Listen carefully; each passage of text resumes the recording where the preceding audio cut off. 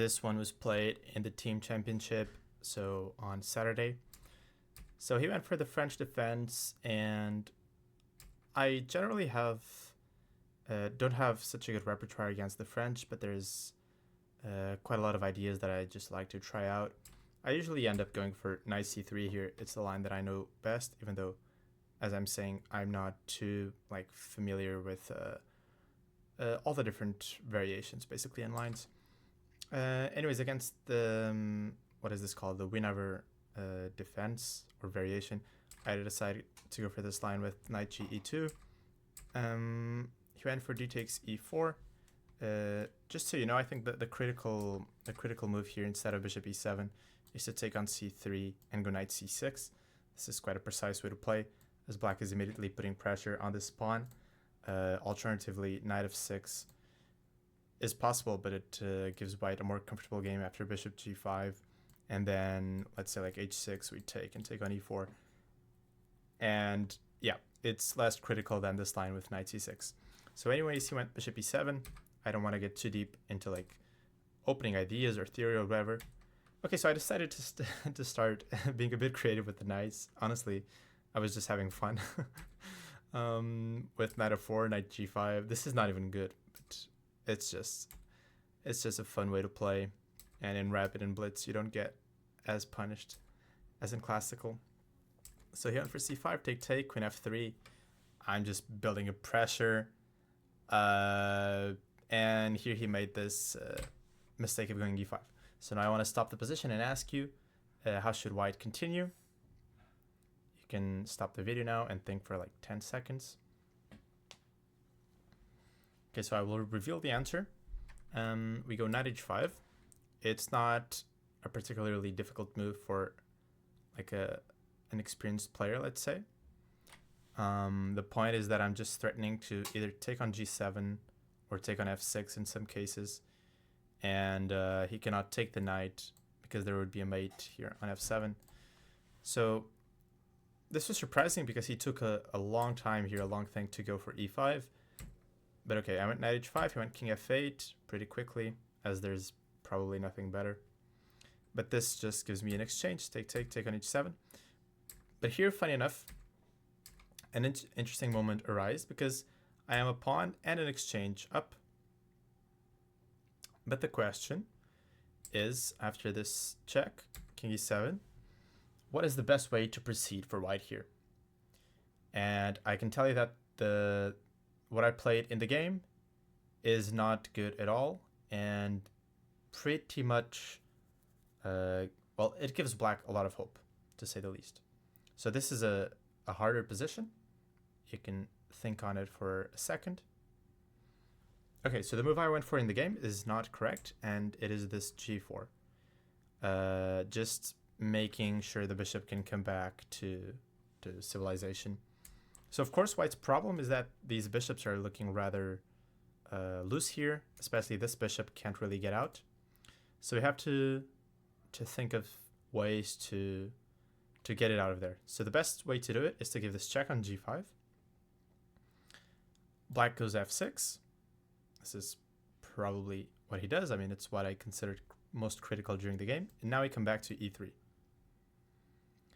So the first point is that if black trades, which seems to damage my structure even further, now he's just dead lost because the bishop is going to get out like this, with this nice little move castles, and now we're just taking on it on f5 no matter what. And if black pushes the pawn, okay, the bishop can already just come back to d3. The second point is that after bishop e3, I believe I saw this during the game, and I stopped basically here after bishop d6. What I failed to realize is this funny motif where now the bishop gets out through g8, which I didn't even think of at all. So we give this check to induce him to play f6, and then the bishop can get out through g8. So in any case, in the game I played g4, he took, and here after bishop e6, bishop e3, he went back, but now he should have taken and spoiled my structure, and black should have some chances, maybe even sometimes to take over the game. Let's say king, I'm not even sure where to put this king, honestly. Let's say e2. he goes for some f5, and the game is not simple at all. The next moment is my favorite moment of the tournament, honestly. I played some sort of dubious Nimzo Indian, but quickly got a nice position once I managed to put a grip here on the queen side with this pawn on a4, which is quite a typical motif for these King's Indian type structures. And here black has a nice sequence to win the game. This is quite an advanced, like a more advanced problem. The ideas are pretty simple, but it's just a matter of like calculating and making sure that everything works out well. Okay, so I went for f4, which pretty much forces white to go g4. He can take, I guess, but it's pretty bad, right? I can just take with some piece, maybe swing the rook over to h4, and like these squares around the king are just too weak. So I expected him to go g4, and here I stopped to think, and I'm pretty pleased with the calculations that I did, honestly. So I went for knight g3, which is the correct move. He needs to take, and now he needs to play rook g2, so it's all pretty forced. Queen h4, king g1. So at first, like I had seen this a couple moves earlier, and I just stopped here because I didn't think there was any way to mate him. But then I'm pretty happy that I forced myself to look back at this, and I spotted this idea to go rook f6. It's not such that like the idea is difficult to spot, but it's more that sometimes you don't even give these positions any consideration because you just assume like that it's too slow or something. But sometimes in chess, these things work out. It's very rare that you have time to just do a rook lift like this in the middle game. Like you would assume white has some time to defend his position, but no. This rook on g2 is a really bad defender.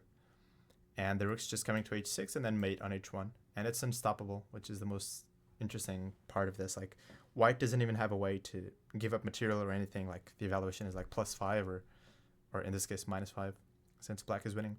So he went for g5, and now the final thing I saw, which I don't even think is like a necessity, but I saw that we could go for bishop h3. And okay, a funny thing about this game, he played f4.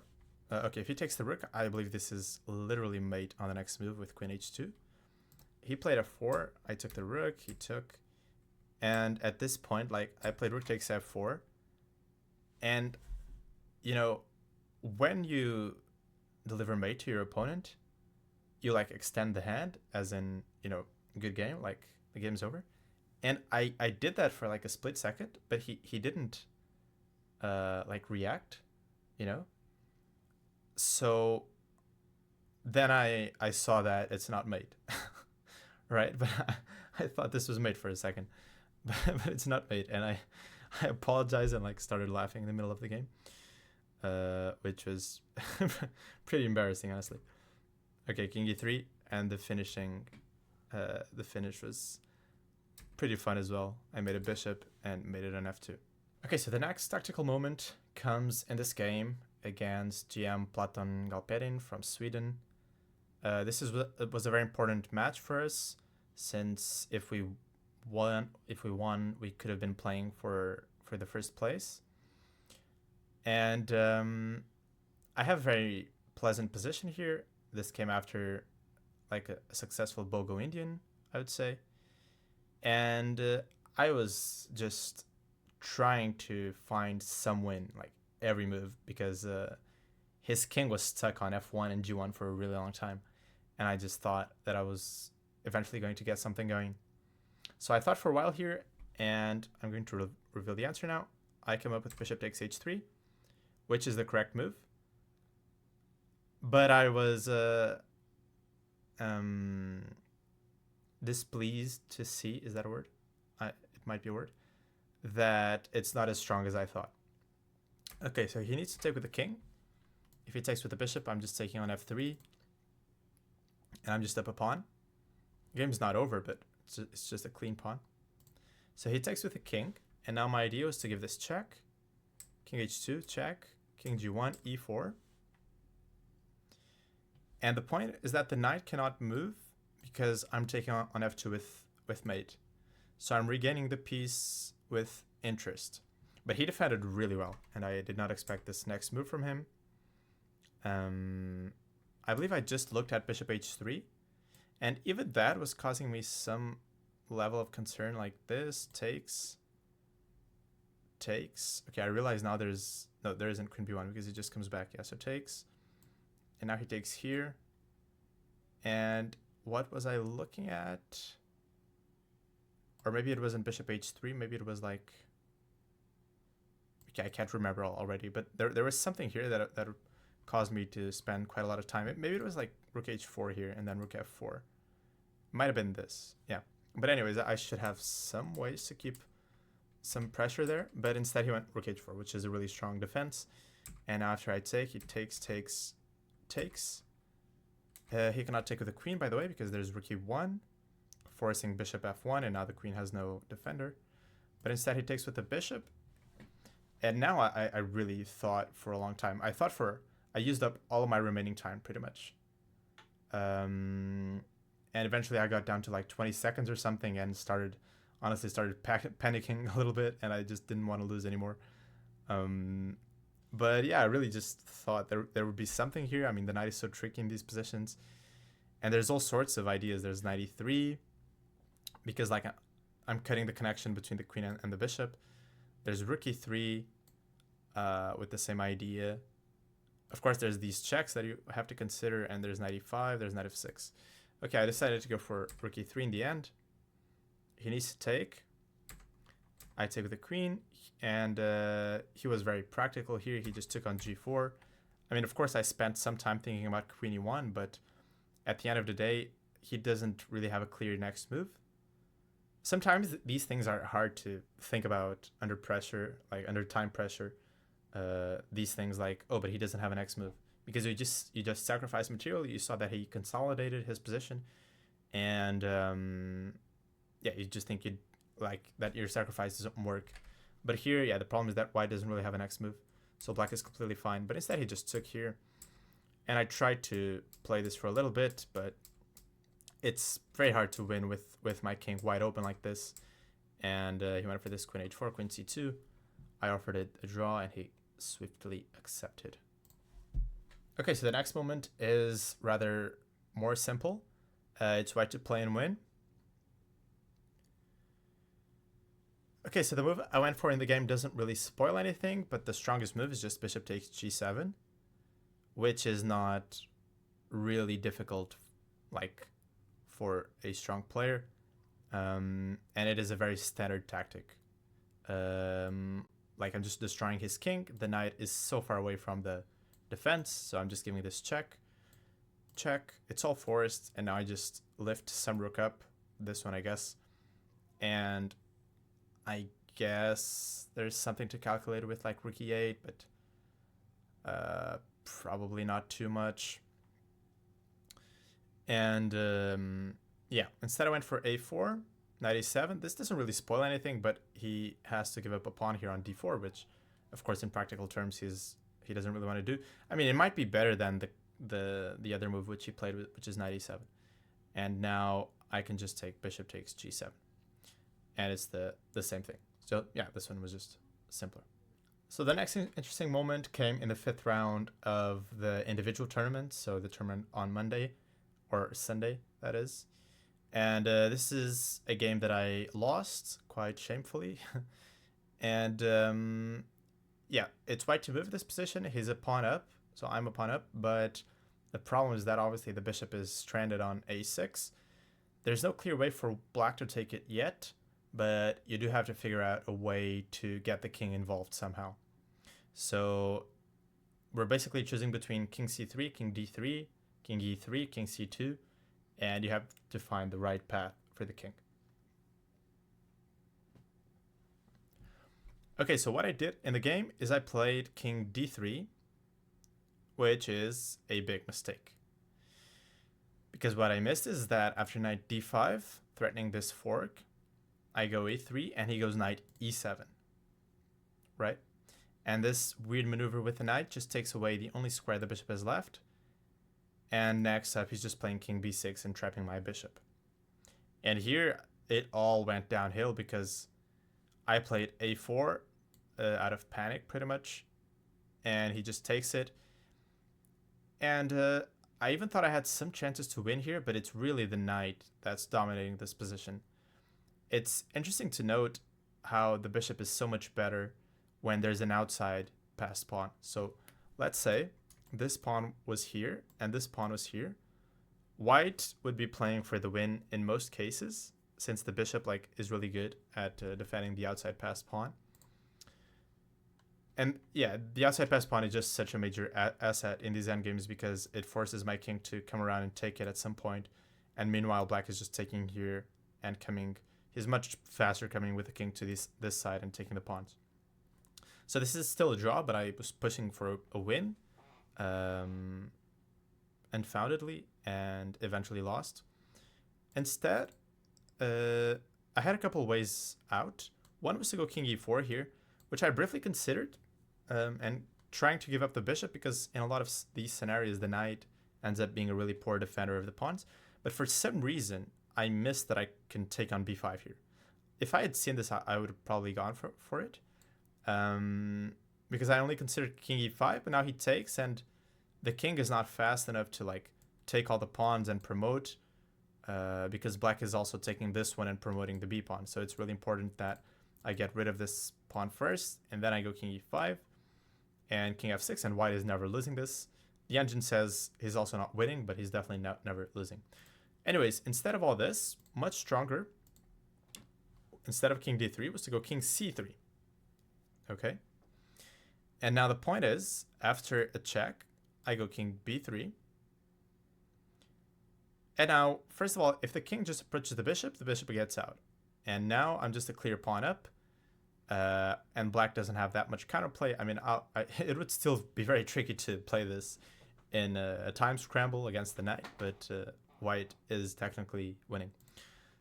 Instead of knight e7, the point is that I now gain access to this move king b4. So he doesn't have time for king b6 because I just took his pawn. And if he goes back with a check, I go to a5. And now I should really win because I'm taking there next. I mean, he's still got knight c3, where I have to go e3. But I guess black is going to end up in some sort of Zugzwang. So this was a bit of a harder problem, which I failed to see during the game. I went king d3 and eventually lost this position because basically all of these pawns got traded. I mean, these four got traded on the king side. This one was just lost. And the a pawn just promoted.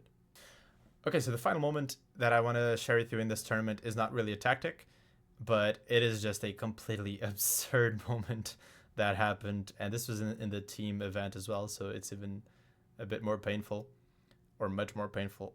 And here I had the white pieces. I had been pressing a nice advantage with the knight on d5 against the dark squared bishop. This came from this sort of weird knight orf without a6.